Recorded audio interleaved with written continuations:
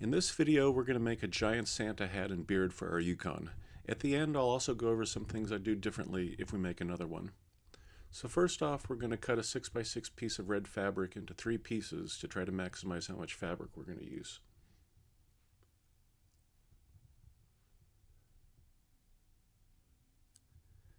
And next, we'll cut our white fabric into 2 6-foot by 18-inch pieces. This will be the white band of material at the bottom of the hat. After that, we'll sew the pieces of red fabric together with the seams on the inside of the hat.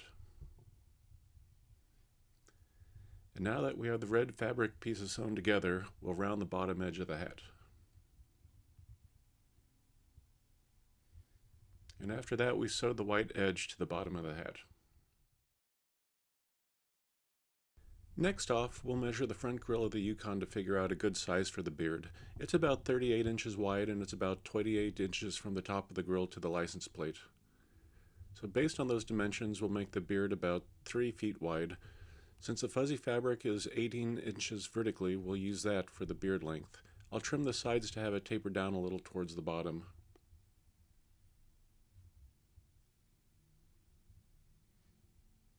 Okay, next we'll cut the mustache. We'll make it the same width as the beard.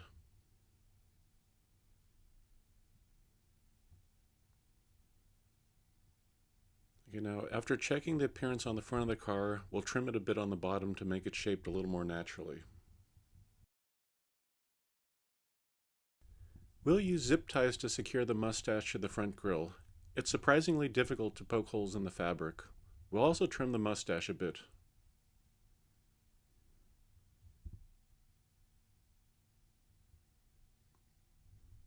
We'll do the same procedure to secure the beard to the grille.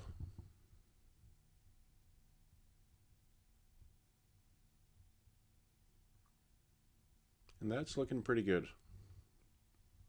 Next, we'll make the pom-pom for the top of the hat. I'll start by spraying some adhesive on the back side of some leftover fabric, and I'll wrap the fabric around a cheap volleyball we had lying around. I'll add some additional spray to get the edges, and I'll add some zip ties to make sure it's really secure. Later, we're going to use the extraneous length of fabric to secure the pom-pom to the inside of the hat. We've got a 4-foot wide roll of chicken wire that we'll use to support the hat. We'll cut the chicken wire so that its length is close to the circumference of the bottom of the hat.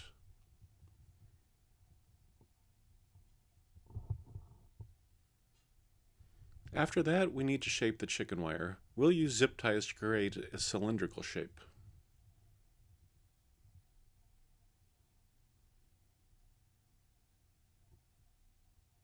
I'll bend the top of the cylinder to make it more of a cone shape. We'll secure this cone with more zip ties.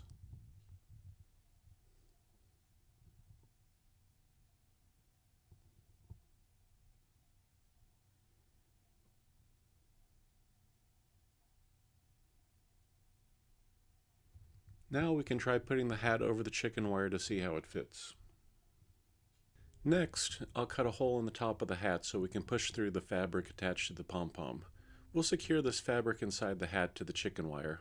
We'll use some additional zip ties to secure the pom-pom to the hat. Now we'll put the hat over the chicken wire. We'll secure the bottom of the hat to the chicken wire with some more zip ties.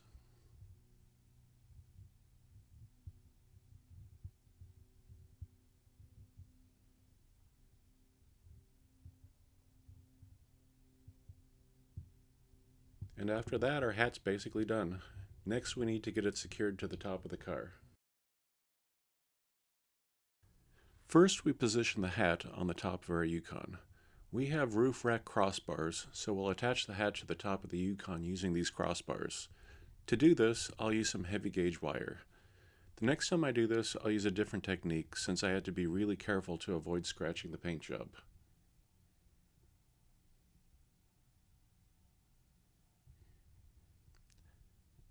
And with that, we're done, so we'll take it for a spin.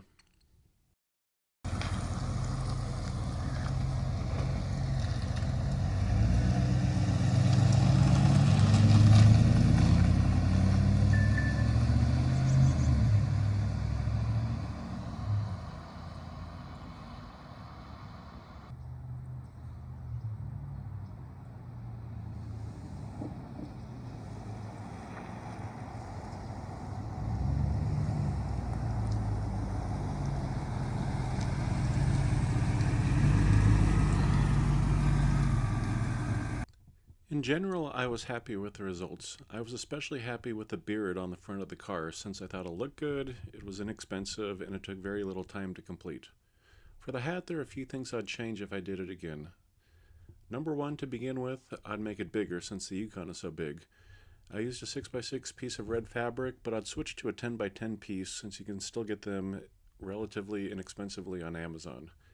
So number two, I'd switch to using fuzzy fabric for the bottom band so it matched the pom-pom since I think the pom-pom fabric looked really good.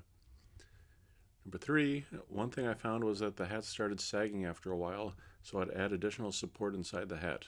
I might use heavy gauge wire or even some wood or PVC pipes to do this. Number four, I also found that the shape of the chicken wire mesh could be seen if you look carefully, especially after driving around in the rain. So I think I'd add some additional padding, towels, or soft foam to the inside of the hat between the chicken wire and the fabric to ensure that the outside of the hat stayed smooth. Number five, like I mentioned earlier, I'd also use something softer instead of heavy gauge wire to secure the hat to the roof of the car. Anyway, I hope you've enjoyed the video, and I hope it inspires you to create your own custom holiday decorations. Take care.